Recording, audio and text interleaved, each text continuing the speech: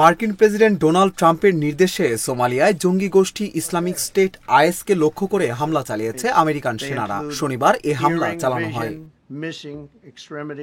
এরপর নিজের সামাজিক যোগাযোগ মাধ্যম ট্রুথ সোশ্যালে একটি পোস্টে ট্রাম্প বলেন, আমি সেনাদের সোমালিয়ায় থাকা আইএসের জ্যেষ্ঠ পরিকল্পনাকারী ও অন্যান্য সন্ত্রাসীর ওপর বিমান হামলার জন্য আজ নির্দেশ দেই। আইএসআইএস এবং অন্য যারা আমেরিকানদের আক্রমণ করবে তাদের প্রতি বার্তা হলো যে আমরা তোমাদের খুঁজে বের করব এবং হত্যা করব।